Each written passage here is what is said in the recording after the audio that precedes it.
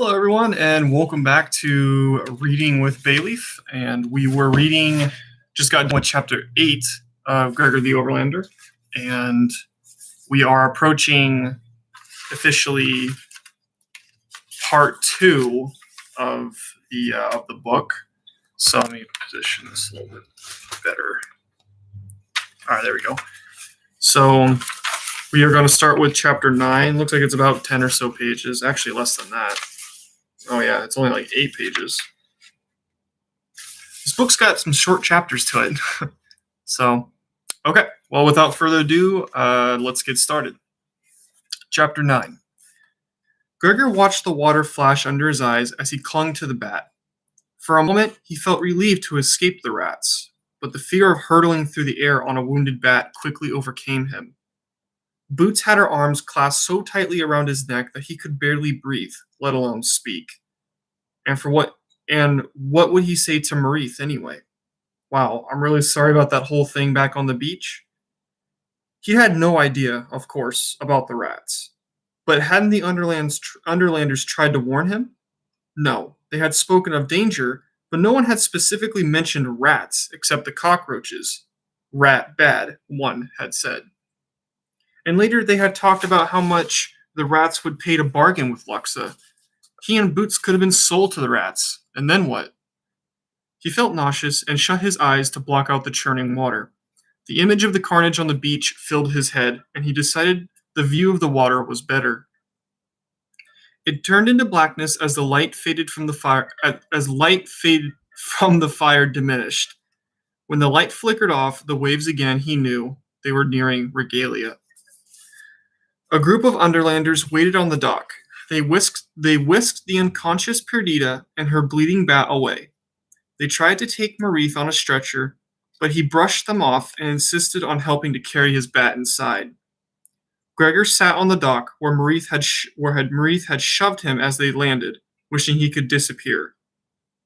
Boots was quiet now, but he could feel her little muscles were rigid with fear. 15, 20 minutes passed, maybe. He couldn't tell. Up! Someone snarled at him, and he saw Marith glaring down at him. The gash on his forehead was bandaged, the right side of his face bruised and swollen.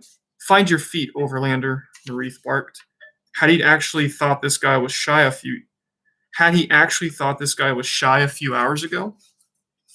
Gregor slowly straightened his stiff legs and stood. Marith tightly tied his hands behind his back.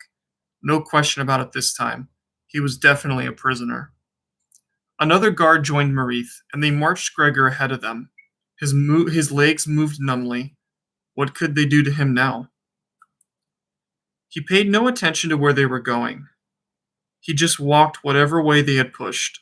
He had a vague sense of climbing a lot of stairs before he entered a large diamond-shaped room. There was a stable in the middle of it. Marith pushed him down on a stool by a roaring fireplace. The two guards stepped back a couple paces, watching him like hawks. I'm that dangerous, he said foggily. Boots began to stir on his back. She tugged on one of his ears. Home, she pleaded. Go home, Gigo. Gregor had no answer for her. People were hurrying past the door, talking in excited voices. Some peered in at him, but no one came in. In the warmth of the fire, he realized he was frozen. He was soaked in river water up to his waist and shivering from the wind and the horror of what he'd witnessed, of what he'd taken part in. Boots was in better condition. Her backpack seemed to be waterproof, and she was pressed up against him. Still, her toes felt like ice when they brushed his arm. Fatigue washed over Gregor, and he wished he could lie down. Just lie down and fall asleep and wake up in his bed where he could see the car lights flashing across the walls. But he had given up thinking this was a dream. What had happened to the Underlanders? Perdita, her wounded bat, and Marith's? If they died, it would be his fault. He wouldn't even try to argue that. Just then, Luxa appeared, burning white with fury. She crossed the room and struck him on the face. His head snapped to the side, and Boots let out a cry. No hitting, she squeaked. No hitting. She shook her tiny index finger at Luxa. Hitting was absolutely forbidden in Gregor's house, and it had only taken Boots a few timeouts to realize it. Apparently, it wasn't acceptable under the Underlanders either, because Gregor heard Vicus's voice ring out sharply from the doorway. Luxa. Looking like she'd love to slap him again, Luxa stalked to the mantel and glared into the fire. For shame, Luxa, Vicus said, crossing to her. She turned to him, spitting venom. 2 flyers are down, and we cannot awaken Perdita because the Overlander must escape. Strike him? I say we throw him into the dead land and let him take his chances, shouted Luxa. Be that as it may, Luxa, this is not seemly, said Vicus. For Gregor could see the news had upset him. Both rats are dead, he asked. Dead and in the river, said Luxa. We scorched the land. This matter of we, you and I, shall take up later, said Vicus, severely. The council is not pleased. I care not what pleases the council, muttered Luxa, but she avoided Vicus's gaze. So, she wasn't supposed to be there, thought Gregor. She's in trouble too. He wished he could enjoy the moment, but he was too racked with worry, guilt, and exhaustion to care. Besides, Luxa has saved his life taking out Shed. He owed her one, he guessed. But he was still stinging from the slap, so he didn't bring it up. No hitting, said Boots again, and Vicus turned to them. Like Luxa, Gregor was unable to meet his eyes. What did the Overlander Luxa fight or flee? Asked Vicus. Henry says he fought, Luxa admitted grudgingly, but without skill or knowledge of weapons. Gregor felt like saying, hey, all I had was a stupid torch, but why bother? Then he has much courage, said Vicus. Courage without caution marks for early death, or so you tell me daily, said Luxa. So I tell you, and do you hear? Said Vicus, raising his eyebrows. You hear not as he hears not. You are both very young for deafness. Unleash his hands and leave us, he said to the guards. Gregor felt a blade cut through the ropes on his wrists. He rubbed the marks, trying to restore circulation to his hands. His cheek throbbed, but he wouldn't give Luxa the satisfaction of seeing him touch it. Boots reached over his shoulder, and touched the creases on his wrists. Ow, she whimpered. Ow. I'm okay, Boots, he said. But she just shook her head. Gather us here, said Vicus, sitting at the table. Neither Gregor nor Luxa moved. Gather us here, for we must discuss, said Vicus, slapping his hand on the stone surface. This time, they both took seats as far from each other as possible. Gregor pulled Boots up over his head and out of the backpack.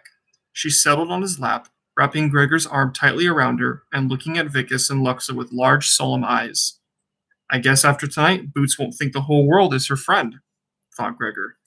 She had to find out sometime, but it still made him sad.